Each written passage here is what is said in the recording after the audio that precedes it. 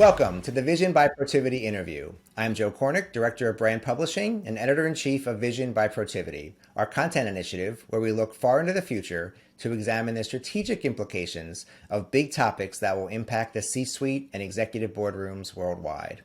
In this, our first topic, the future of cities, we're exploring the evolution urban areas are undergoing and how those changes will alter cities over the next decade and beyond. Today, I'm joined by Protiviti's Cory Gunderson as we interview our very special guest, Dr. Michio Kaku, a theoretical physicist, renowned futurist, best-selling author, and acclaimed public speaker.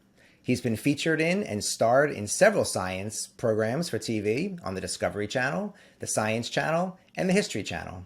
He's a contributor to CBS This Morning and is a regular guest on news programs around the world, including CNBC, MSNBC, CNN, Fox News, and the BBC. And now, we're thrilled to be able to have him as a contributor to Vision by Protiviti to discuss the future of cities, the planet, AI, the mind, and outer space, and pretty much everything in between. We're so excited to have Dr. Michio Kaku with us today. Doctor, welcome to the Vision by Protiviti interview. Glad to be on the show. I'd like to start on the topic of cities, if we could. As we begin to sort of slowly emerge from the pandemic, there's been a lot of discussion around cities and their future. What's your current view on cities, and are you optimistic about their short and long-term future? I am cautiously optimistic. Even before the pandemic, we had the process of digitization. People are going online, conducting things on Zoom or Skype, and the pandemic accelerated that, accelerated the process of digitization, which is a normal process. However, I think the pendulum went too far. And the pendulum is beginning to swing back. So I think jobs of the future will be hybrid. To a certain degree, some jobs will be offline, some jobs will be online. In other words, you can live in the suburbs if your job does not require you to be in the home office. That's a normal process of digitization. But at the home office, that's where the boss, that's where the leadership, that's where the people in charge have to know exactly what's happening, who's doing what, and they have to be in charge. And so I think that there's something called Dunbar's number. Dunbar's number is the maximum number of people that the human brain can reasonably accommodate. For example, apes or monkeys, Dunbar's number is about 10 or 15 that are in a tribe. However, with humans, our number is about 100. And that's the size of the home office, because that's the number of people that we can reasonably size up. We have to size up character. We have to know who's goofing off. We have to know who's leadership potential. And that's why Wall Street is beginning to say that, hey, start to come back to the home office. Because yeah, some jobs can go to the suburbs. Some jobs can be done online. However, jobs involving leadership, involving sizing up character, in terms of who to promote, those things are very intimately tied with body language, mentoring, things that cannot be measured by Zoom or by Skype. And that's why I'm saying that the home office is going to be the home office.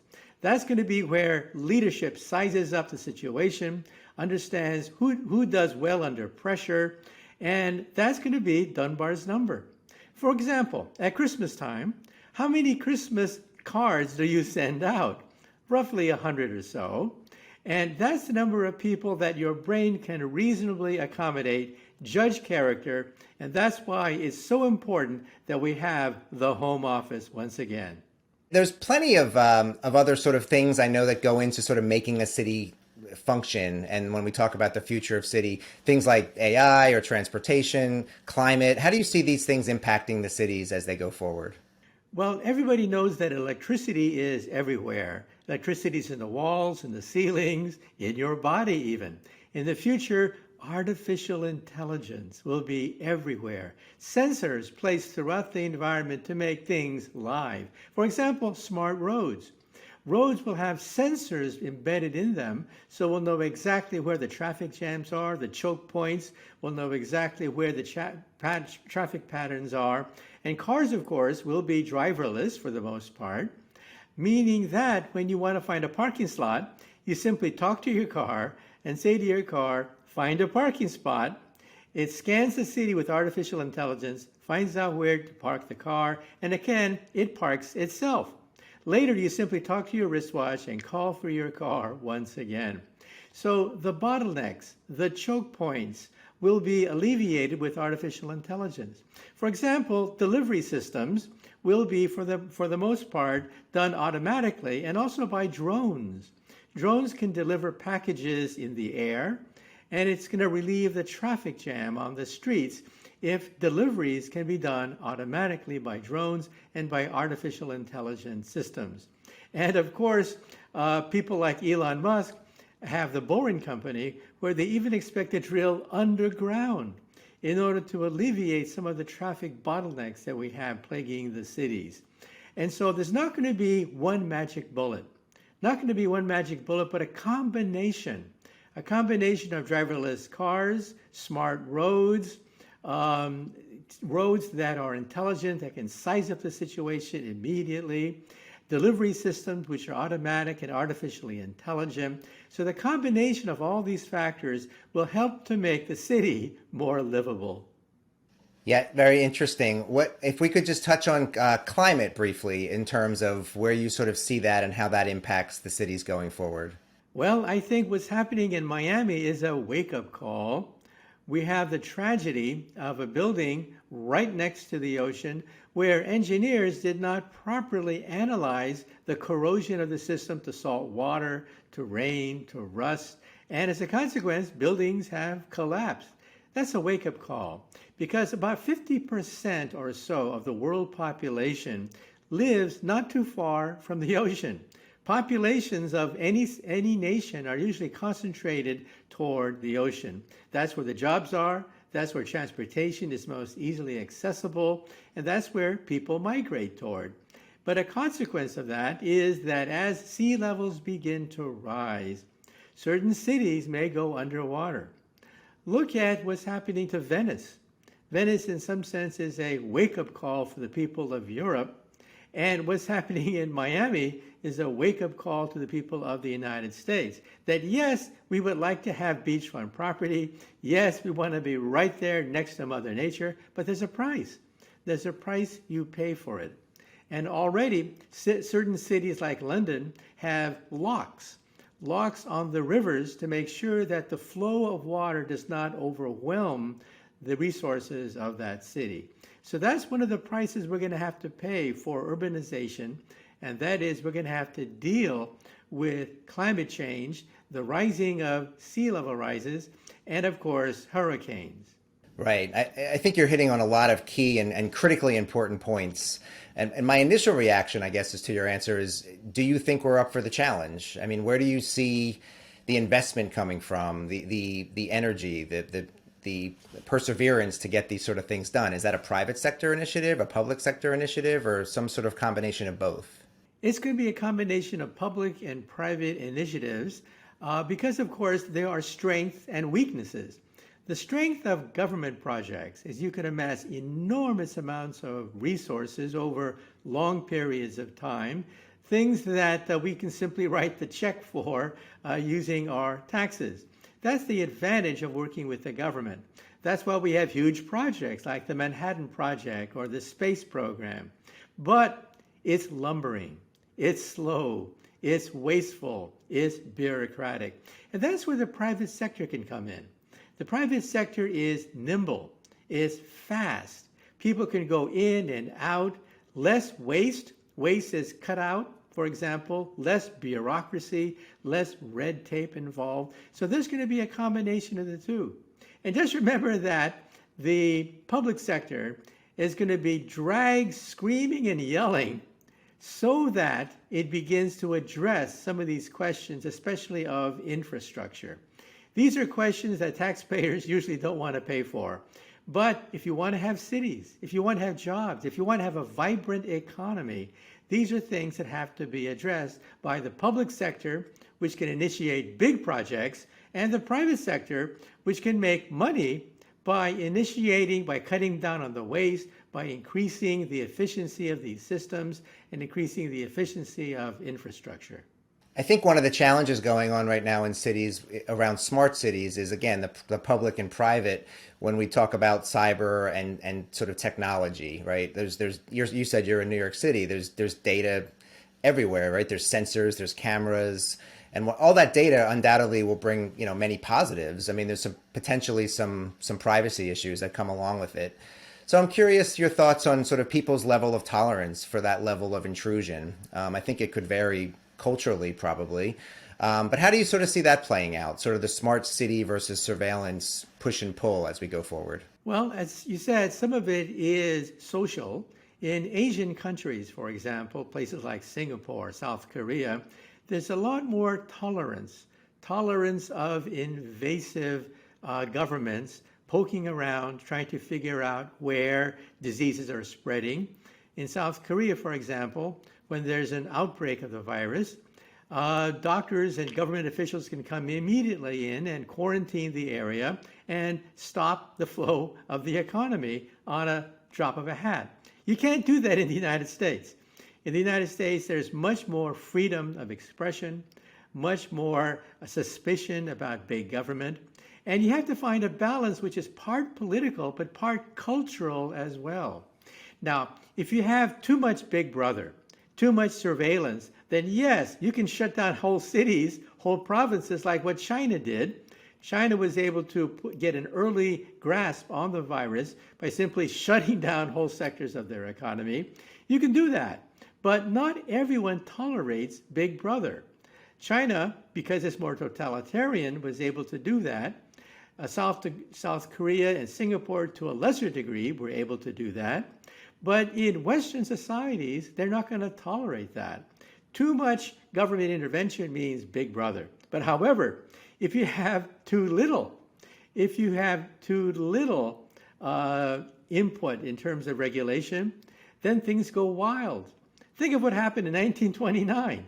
In 1929, the whole stock market crashed because, of course, things run amok. There were very few safeguards on the economy. People could pretty much do what they wanted to do, and there was chaos. So there has to be a balance. Now, there's no magic bullet here. There's no magic formula that says that this is where the line has to be drawn. Every society has to draw it for themselves, because every society has a tolerance for an invasive government, but also a tolerance for the chaos of the free market. So I think it's going to be a public and private decision as to where to draw the line. And the line has to be drawn someplace.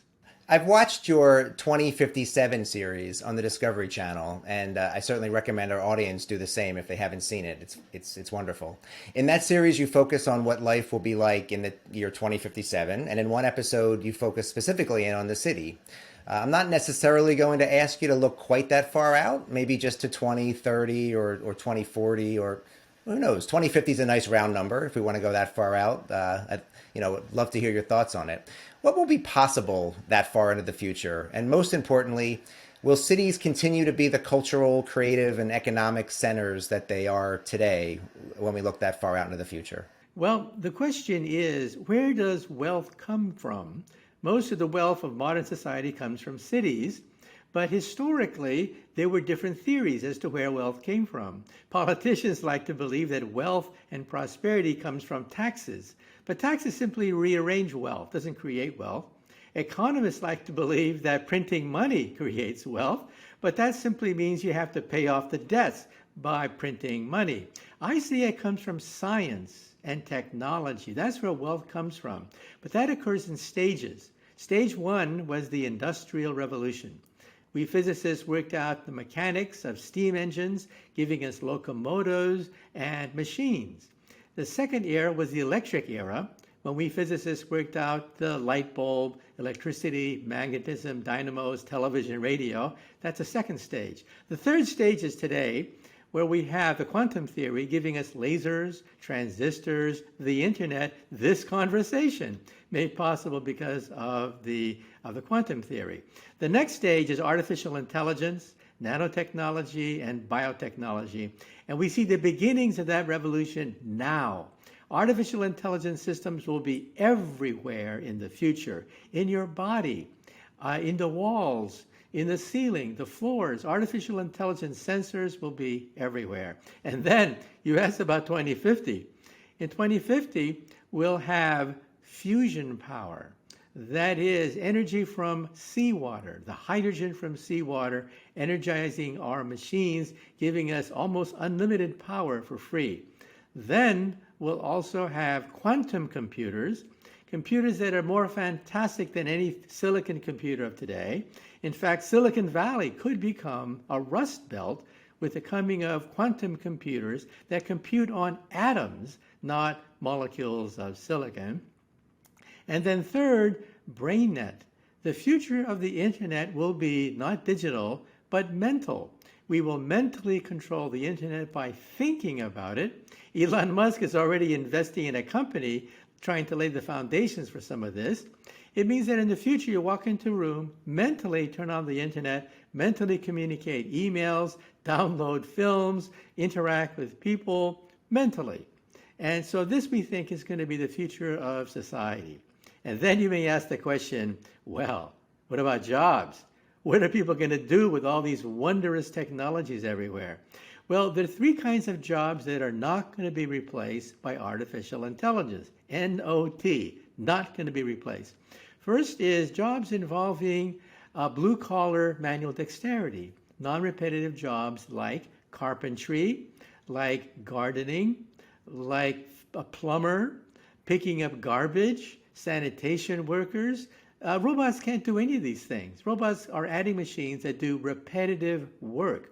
These are highly skilled, non-repetitive blue-collar work. Second, interactions with people. That is mentoring, human resources, lawyers. Lawyers will have a job because somebody has to argue to a judge. Robots can't do that. And then third, intellectual workers, the innovators of Wall Street, the innovators of capitalism. Excellent. Some mind-bending things there to think that far into the future. Thank you so much, Dr. Kaku, for those views on cities. At this point, I'd like to open things up a bit and talk about some other topics. And to do that, I'm going to invite in Cory Gunderson, Protiviti's Executive Vice President of Global Solutions. Cory? Thanks, Joe, and nice to be speaking with you here, Dr. Kaku. Thanks for joining us again. Always fascinating thoughts. And I guess as you were talking on that last bit there with Joe, it raised the question in my mind in terms of sort of the future of humanity, right? If we think about the future of humanity and artificial intelligence and sensors, taking root and the items that you've written and spoken about in the past, where do you see the future of humanity and how we might work differently? What do you think some of the game changers will be? Well, first of all, I think Hollywood has jumped the gun, scared the pants off us by giving us movies like The Terminator, which seem to indicate that robots are going to take over immediately. Wrong. We have to realize that robotics and artificial intelligence is just beginning to flourish. For example, our most advanced military robot, if you put them in the forest, our most advanced military robot has the intelligence of a cockroach, a bug. Even a bug can hide in a forest, find mates, find foods, find shelter. Our most advanced military robot in a forest simply falls over and can't even stand up again. However, I do believe that one day they will be as smart as a mouse, then as smart as a rat, then as smart as a rabbit, then as smart as a dog or a cat, and finally, perhaps by the end of the century, perhaps as smart as a monkey. Now, at that point, they are potentially dangerous. But again, not dangerous for many, many decades into the future, because you see, monkeys are self-aware. They know they are monkeys. Now, dogs are confused. Dogs think that we are a dog. That's why they obey us. We're the top dog, they're the underdog. They're confused. Monkeys are not confused. Monkeys know they are not human. And so when robots become that intelligent, again, maybe 100 years into the future, I think we should put a chip in their brain to shut them off if they have murderous thoughts. So I am not afraid of the Terminator. That's good to hear. And, we have to movies have to sell tickets, right? So they have to take controversial positions sometimes in order to do that. So it sounds like you're on the path where you feel artificial intelligence and other items are actually going to be enhancing to humans versus making humans, more obsolete. That's right. In fact, I think immortality, digital immortality, is something that is actually achievable within a few decades. Silicon Valley is already offering to digitize everything known about you, your credit card transactions, Instagram photographs, to give a image, an artificial intelligent image of who you are. One day it'll be so perfect that it'll be almost indistinguishable from the real person. I would, for example, love to talk to Einstein. One day, pretty soon, somebody will digitize everything known about the person, his thoughts, his theories, his videotapes, and put a holographic image and make it available commercially. I think historians would love to talk to Winston Churchill, and I think one day we will become immortal. We will live forever and be able to talk to our great, great, great, great grandkids, and our great, great, great, great grandkids will be able to talk to us. So I think one possibility is digital immortality when we have a library of souls, a whole library of people that have passed away but have left a digital legacy for us to marvel at. Well, that's an interesting future for sure, and lots of possibilities open up there. It feels like a common thread in some of these themes, Doctor, is the importance of intellectual work, and how that's going to be a big part of the future. If we tie value to that and we think about this from a business context, it seems like the most valuable companies of the future are those that will be able to harness innovation and creativity on a regular basis. What would you say to leaders of those companies and maybe to those companies themselves that they should be thinking and maybe doing today to help them on that journey? Well, when I was a child learning world history, we learned a concept called the sick man of Asia. The sick man of Asia were the Chinese and Indian masses, millions and millions upon them that were at near starvation levels. Well, today we don't talk about that anymore. We talk about China and India being potential superpowers. What happened? What happened was that these peasants gradually became educated. And being educated, they could create value. They could create hardware, machines, factories, goods, and services because they were educated. And that's the power of the mind. If you can educate people, instead of becoming a drain on society, they become an asset to society. And as I mentioned before, there are three kinds of jobs that cannot be automated very easily. The third kind of job is the innovator, the creator of imaginative things that speculate, that can dream, that create new things because they're imaginative. And I think that companies have to foster this mentality. Foster the mentality of being educated so that you know what you're talking about, but two, dreaming about what the future could look like. Because these are the people, the innovators, that are going to change history.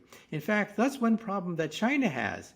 China has lots of people that are very educated now, a huge middle class, but they're not that imaginative.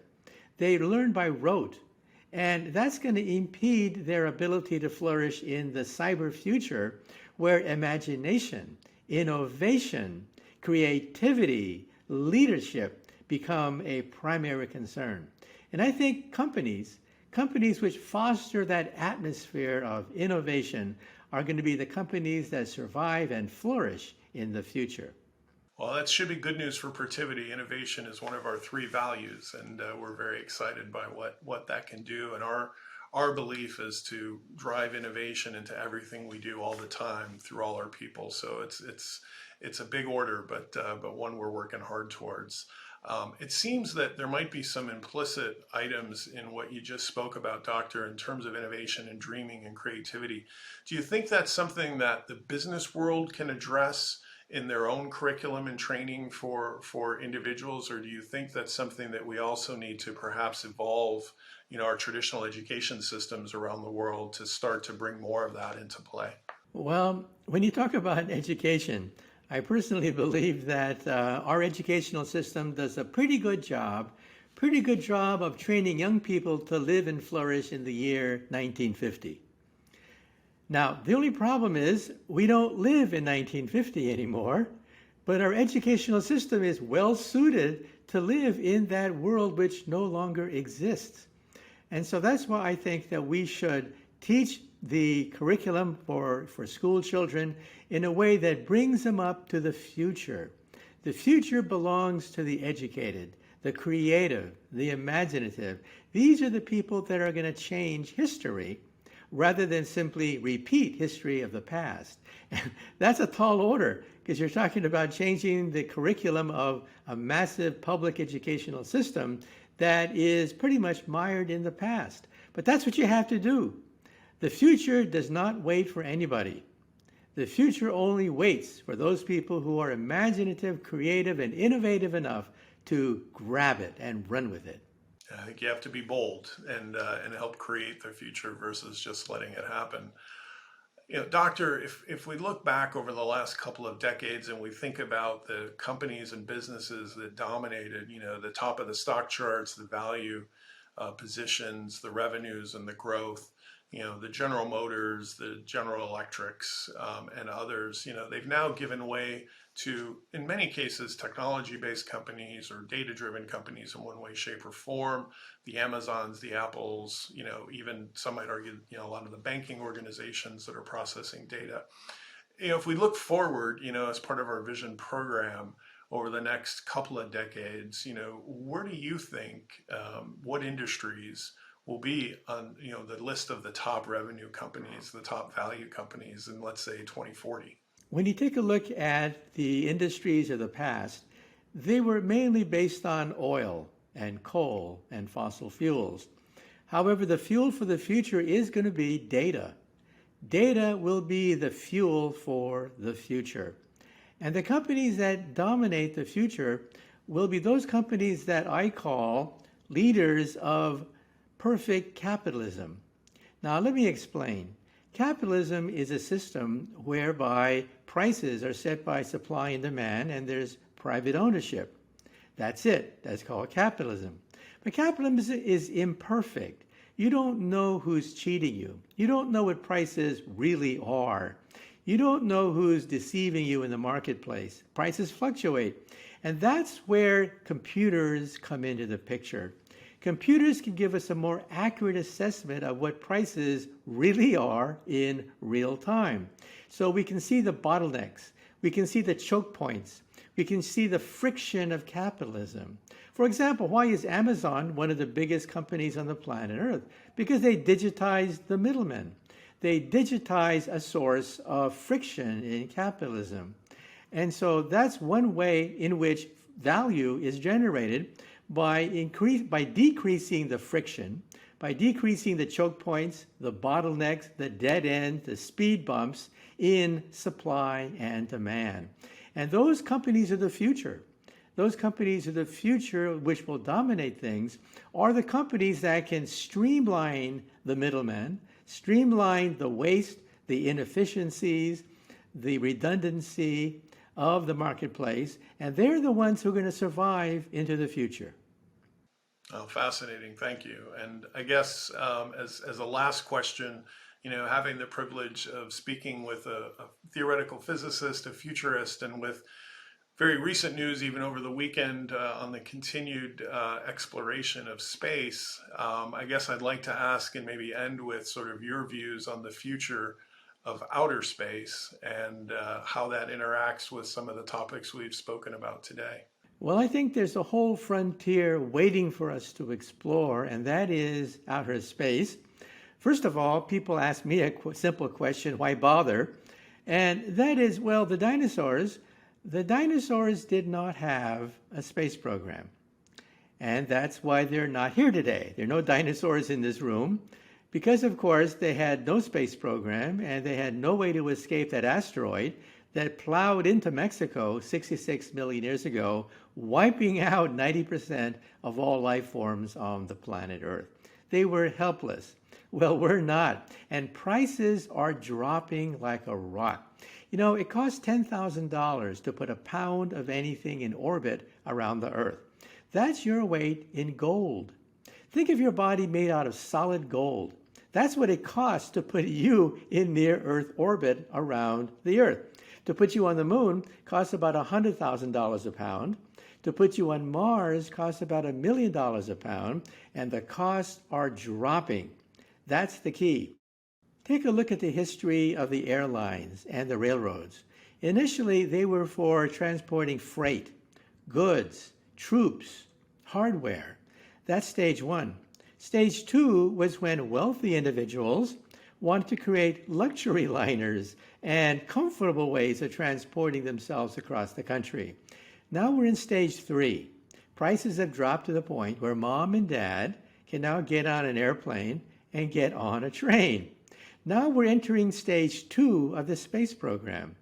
Yes, billionaires are paving the way for the exploration of space, but that's temporary. Eventually we'll go into stage three. And also there could be treasures to be found in outer space. Look at California. California in the 1800s was a wilderness. In fact, Thomas Jefferson once said that it would take 1,000 years for us to colonize the Midwest and the Far West. Well, we did it in less than a century. How come? Gold. Gold was discovered in California, and that set off the gold rush. Well, there's more gold out there in the form of asteroids. Asteroids are high in platinum and rare earth elements that are not found so much on the crust of the planet Earth, but are found in asteroids. NASA, in fact, even had a plan, it's since been delayed, but NASA had a plan to capture an asteroid and bring it back to Earth. One large asteroid would be worth billions of dollars if it were to be brought back to the planet Earth. So perhaps there's another gold rush in outer space. Not soon, but eventually, perhaps outer space could also be developed. That probably brings us full circle where we might even see the future of cities being in outer space as those price points decline. Dr. Kaku, thank you so much for joining us on our vision discussion and all of your insights and sharing about the future. It's certainly fascinating. My pleasure. Thanks, Cory, and thanks, Dr. Kaku, for an enlightening look at the future of, well, what didn't we cover today? Pretty much everything. I'm Joe Kornik. Thanks for watching the Vision by Protiviti interview. We'll see you next time.